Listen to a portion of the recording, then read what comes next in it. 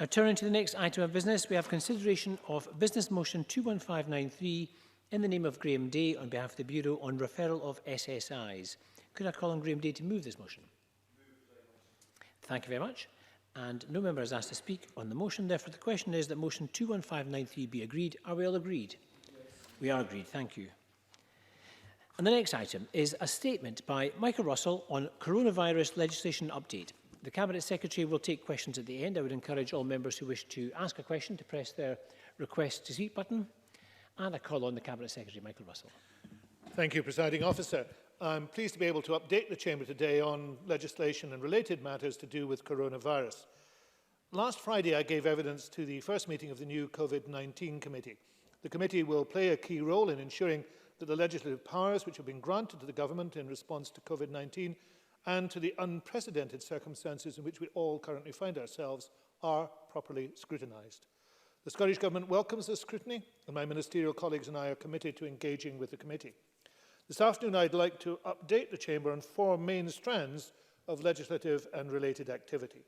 Firstly, the management of the overall legislative programme. Secondly, the development and management of further potential COVID bills. Thirdly, the oversight of the public health regulations, the so-called lockdown regulations.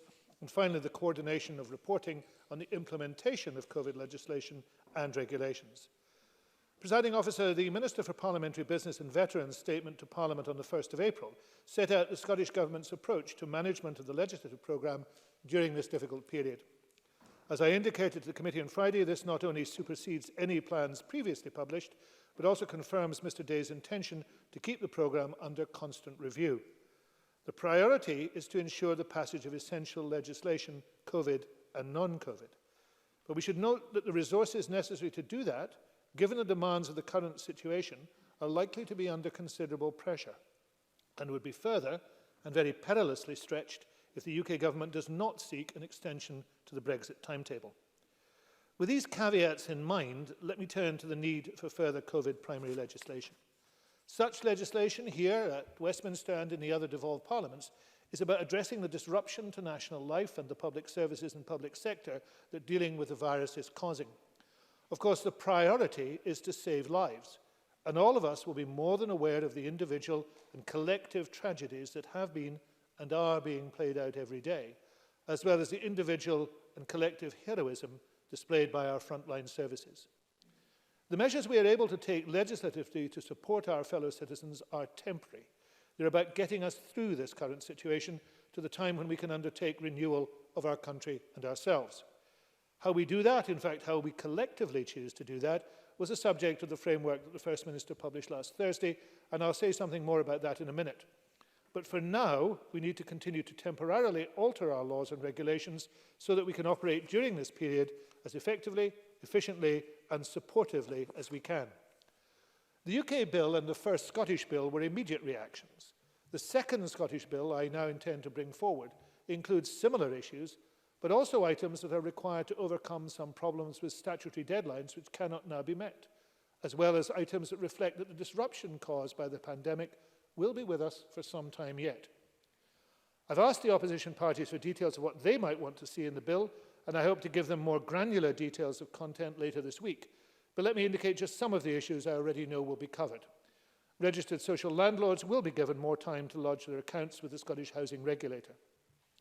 The timetable for holding the Citizens' Assembly on climate change will be relaxed, although I can assure Parliament, and especially the Green Party, who were responsible for this amendment to the Climate Change Act, that this will not diminish our commitment to this project. Reflecting the realities of our housing market, for those who had paid the Land and Buildings Transaction Tax additional dwelling supplement prior to a particular date, the bill will extend the time period during which a previous main residence must be sold in order for them to claim a repayment from Revenue Scotland. The bill will remove requirements to serve or intimate documents on the walls of court. And the bill will also amend the UEFA European Championship Act 2020 to reflect the postponement of the Euro 2020 Championships to 2021. Presiding Officer, in addition to the Scottish bills and the UK bill, there are also an increasing number of SSIs being prepared by Scottish ministers which are part of the legislative response to the coronavirus outbreak. These are in train and will be subject to scrutiny by the committees as appropriate. All these are technical, but they're also a necessary part of our national response. We will try our very best to ensure that they are also consensual, and I commit myself to continued cross-party working in that regard. Presiding Officer, let me now turn to the lockdown regulations. As members will be aware, the First Minister announced the outcome of the first review of the regulations on the 16th of April, and the Scottish Government made amending regulations on the 21st of April. The next three-week review period for these regulations ends on the 7th of May. Last week, the First Minister published a paper that set out the criteria, the factors and the framework on which future decisions might be based, and this is clearly a key focus for the Government now.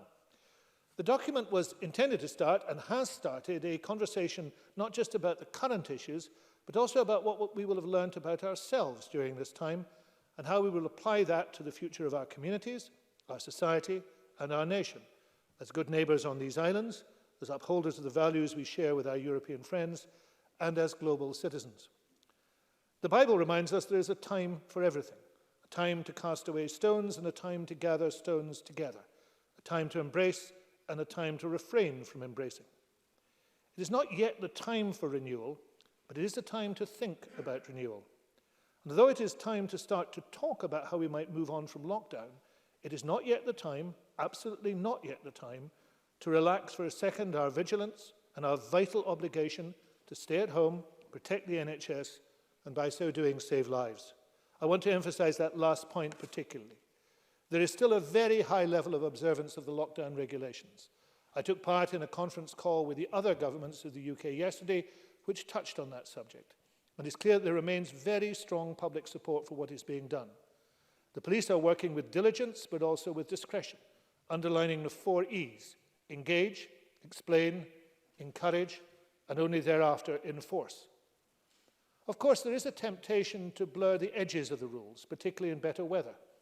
On Saturday, for example, there were 766 compliant dispersals. That is where people were asked and agreed to move on and to change what they were doing. That is compared to an overall total of just over 6,000 between the 28th of March and the 26th of April. We as political leaders need to follow the 4 E's too. We need to engage with our constituents on these issues. We need to explain why it is so essential for these measures to stay in force, and the reason, of course, is simple. We must save lives. We need to encourage continued observance, and of course we need to support the police when enforcement becomes necessary. And we need to go on doing so until we are all confident and have incontrovertible evidence that the virus has been permanently suppressed. Finally, Presiding Officer, let me turn to the issue of reporting.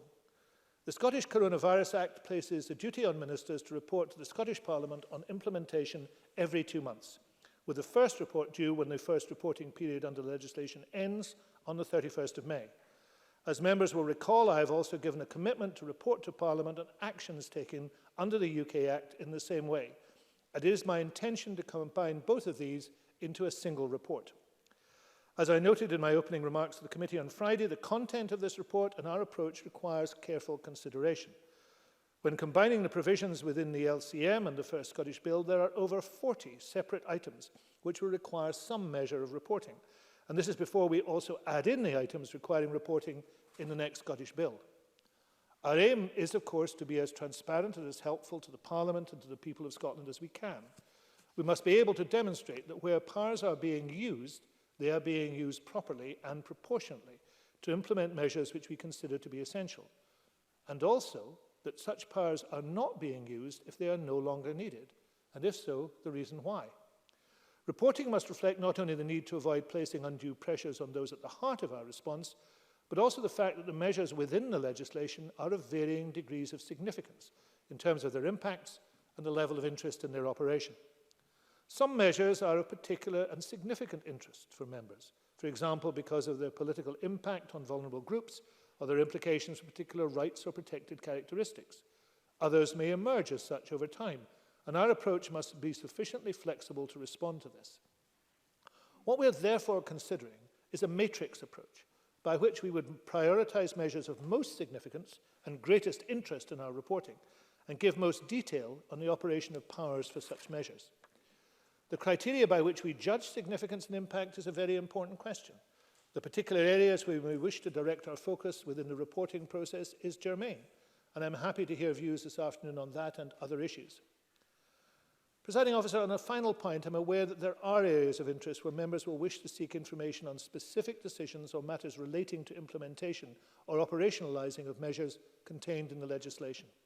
In such cases where this information is requested in advance of the formal report, I will be happy to follow these up with my ministerial colleagues who have portfolio responsibility for the relevant area and are therefore best placed to respond. Presiding Officer, in conclusion, I hope this update has been helpful to members. I would underline again the Scottish Government's ongoing commitment to engaging with Parliament and colleagues across the Chamber as we take forward our legislative collective response to COVID-19 over the next month. With that, I'd be happy to take any questions. Thank you very much, Cabinet Secretary. I would encourage those members who wish to ask a question and who haven't already done so to press their request to speak buttons. And I call on Murdo Fraser to be followed by Alec Rowley. Murdo Fraser. Thank you, Presiding Officer. Can I thank the Cabinet Secretary for his statement and for advance sight of it, and thank him also for the open and consensual way he has approached the forthcoming legislation, an approach we have tried on these benches to reciprocate by working in positive fashion, and I intend that approach to continue. Can I firstly echo the comments he made about lockdown? There is a lot of media chatter about how and when lockdown might be eased, and this builds public expectation. On the television news at lunchtime, there were pictures from Australia of the beaches having been reopened, and that has an impact on people here. And it's significant because the lockdown is largely self-policing, and it's important that any relaxation is not only driven by the science, but also it is clearly communicated to the public and to the business community, who we all have to bring along with us. Can I also welcome the proposed legislation giving registered social landlords more time to lodge their accounts, an issue my colleague Graham Simpson had raised, and also the extension to time limits for the additional dwelling supplement, another issue which has been raised with me. We did also raise some other changes that might be considered in this bill, for example, changes to tenancy law to incentivise properties currently being available for short-term lets being brought into use for longer-term tenancies, and also relaxation of the licensing laws to allow the purchase of alcohol by vulnerable groups and NHS staff before 10 o'clock in the morning. Will these items be considered in the context of the forthcoming bill? Cabinet Secretary. Can I thank Murdo Fraser for his remarks and also for the positive way in which he's approached this, both as a party spokesperson and latterly as the chair of the COVID-19 committee. And I'm grateful for that, and I hope we can continue to take things forward. As I explained in my statement, and I've said to him earlier, the process of selecting and deciding on the final elements in the bill is still ongoing. I would hope by the end of this week to be able to speak to the party's spokespeople whom I'm dealing with on this about the final content of the bill, and I don't want to commit myself to particular items at this stage. Some issues which have been raised by opposition parties and others can be dealt with by regulation or secondary legislation. The legislation is designed for those items that cannot be dealt with in that way, and that's what we will bring to the Chamber. In addition, I hope we can also find agreement on most of the issues. We managed that in the first bill with a couple of exceptions. I'd like to see if we can get those exceptions out of the way. That will require not just me, but also a collaborative view from others. But if we can do, then I would hope we would have within the bill a range of items which are agreed. They can always be improved. I'm often say in this chamber that my attitude to bills is that a bill is not fully finished when it comes to this chamber, and it can be improved by amendment and by discussion. If that is possible, we'll certainly do so. I note the point he makes about licensing. He has raised it with me on a number of occasions. I am still in discussion with colleagues about that, but I do think it is a point that would have support, I know, from a whole range of people. Alec Rowley to be followed by Ross Greer. Alec Rowley. Thank you, Presiding Officer. I would want firstly to acknowledge the Cabinet Secretary's engagement with other parties, and I think that's been important and will continue to be important, so we want to acknowledge that. The Cabinet Secretary, where he brings forward and where the case is made for emergency legislation to deal with the COVID crisis, then Labour will support that legislation and Labour will work with the government through this difficult period.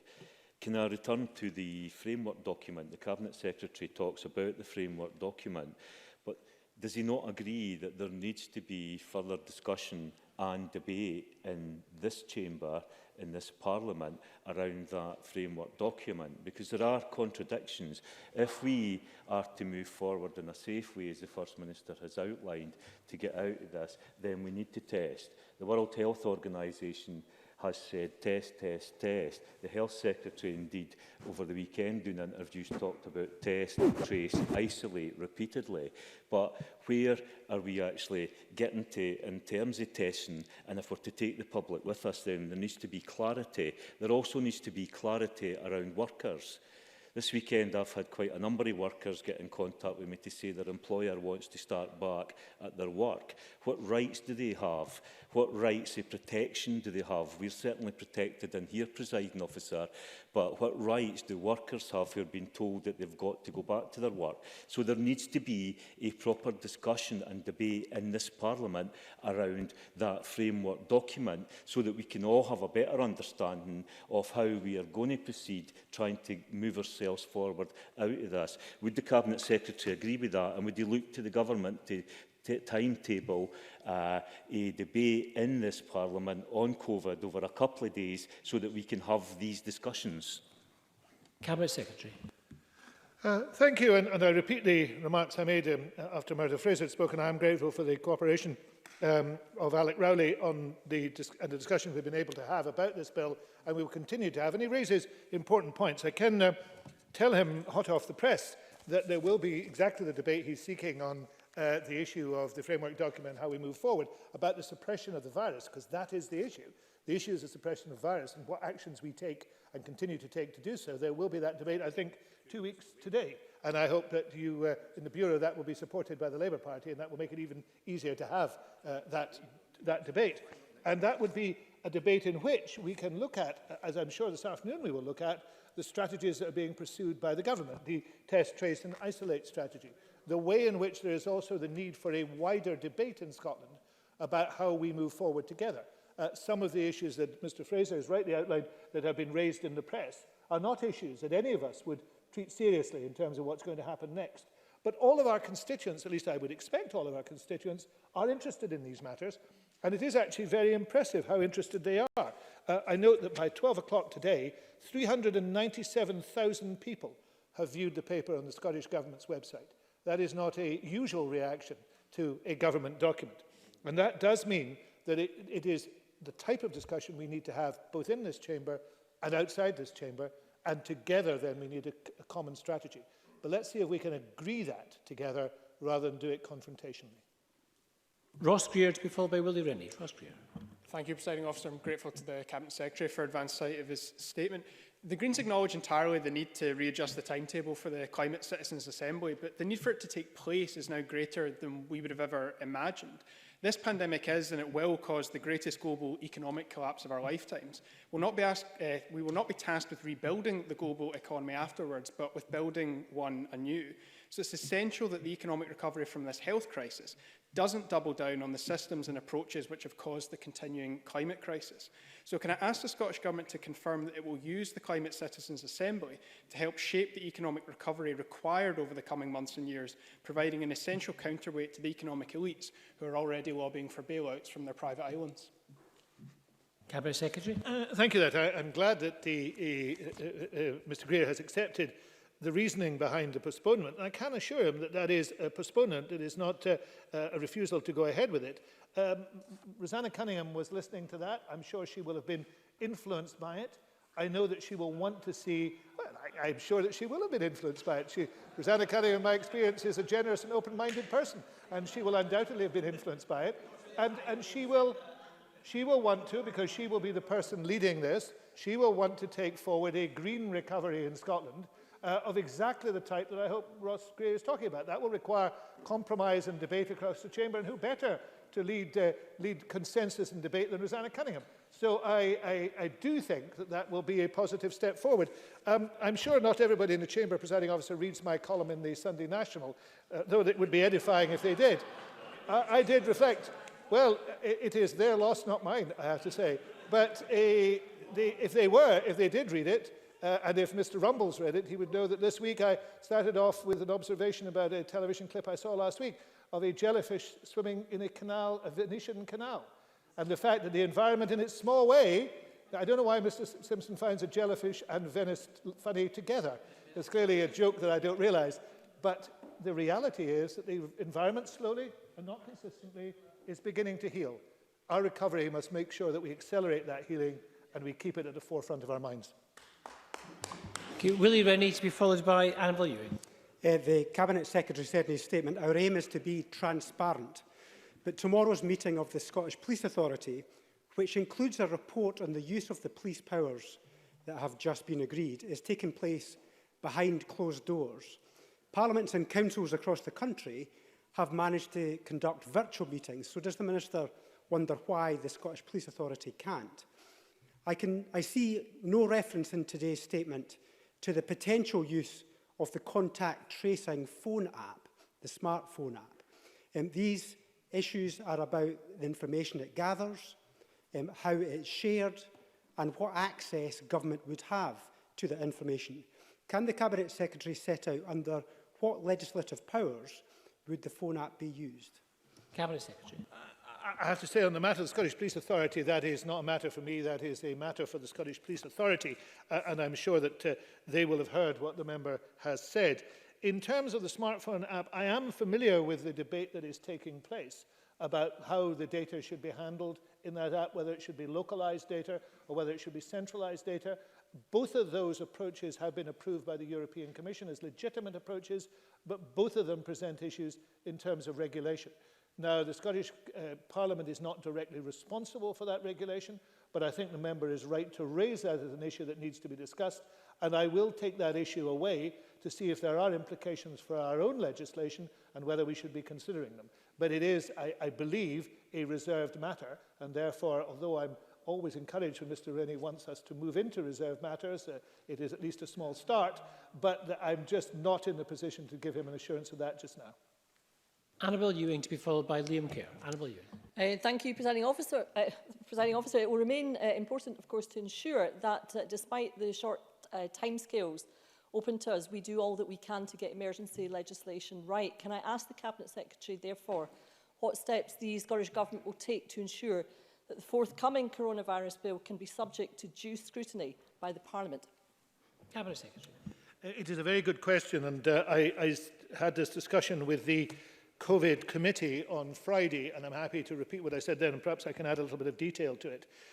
The intention is not to treat this as an emergency bill, but as an expedited bill, a very expedited bill, I have to say, but not in a single day.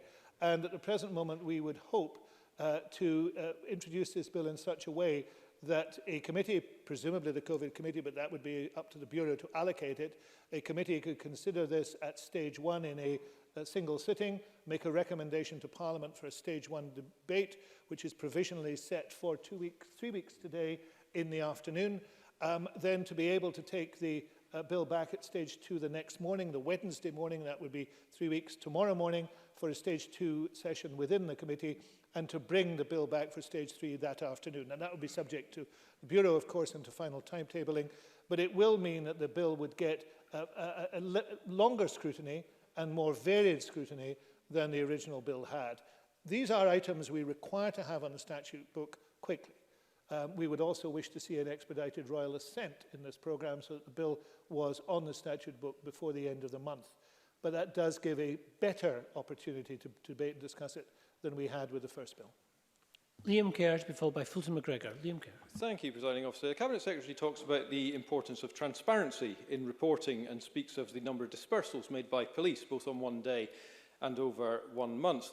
I think people will be interested to know how that and further enforcement breaks down in terms of matters such as geographical location, numbers taken forward to prosecution, perhaps any repeat presentations. So can you tell us, will detail like that form part of the reporting to Parliament?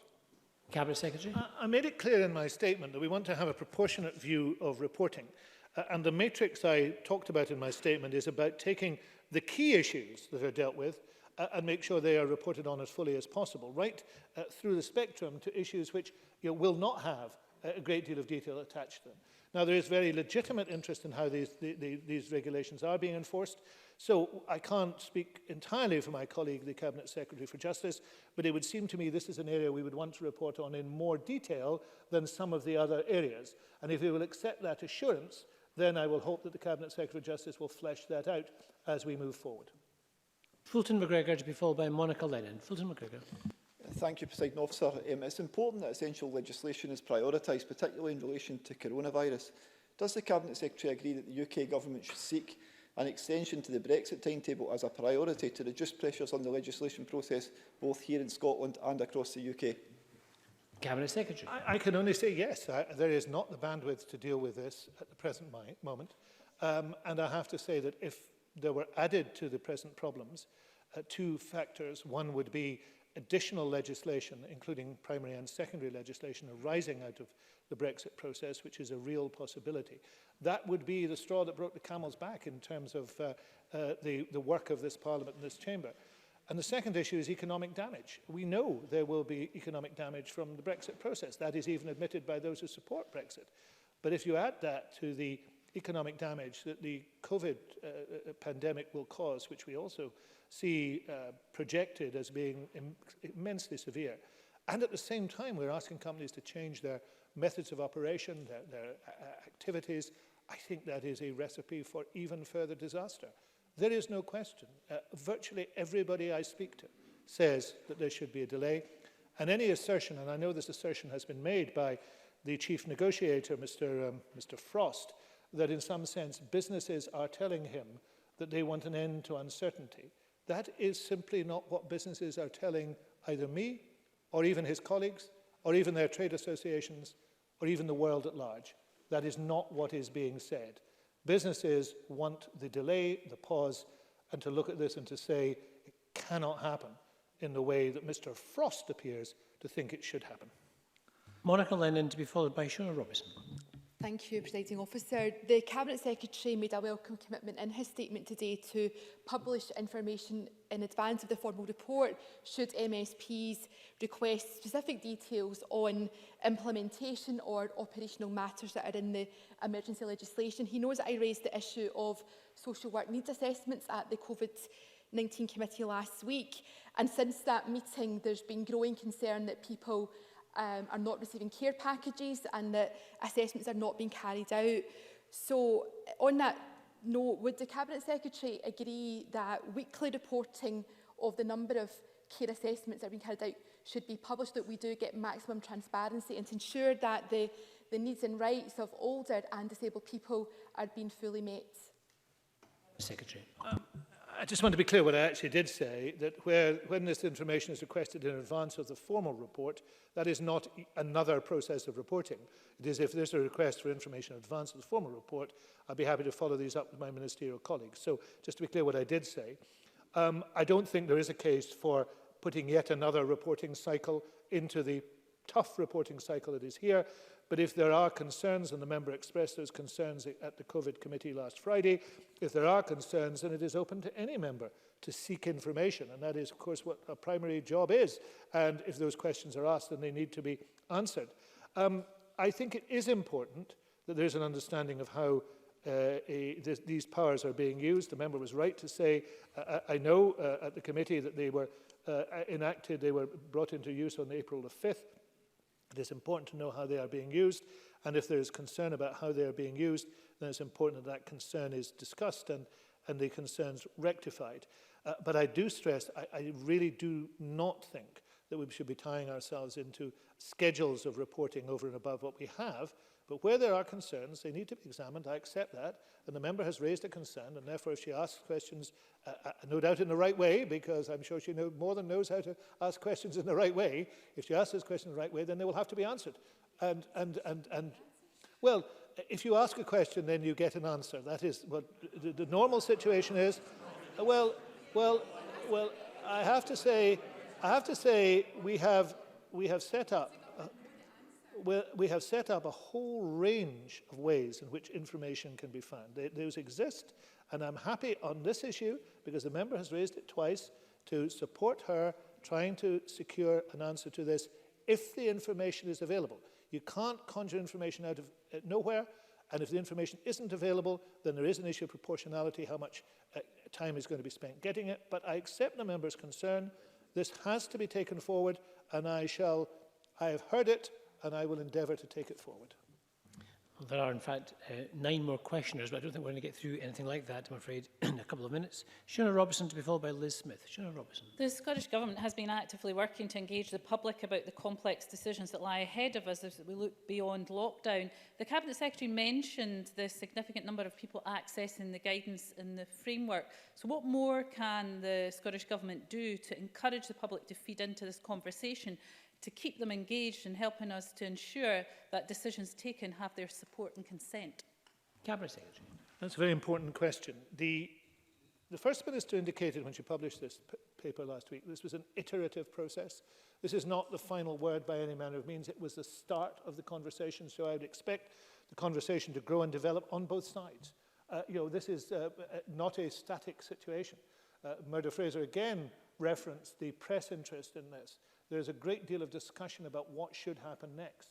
So that's feeding into the process. As an individual constituency MSP, I've had quite a number of responses, which I've sent on and it's within the system, and I know we will be saying more shortly about how we would do that, how that information can flow both ways, and it will influence the iterations of this paper and the policy as it develops.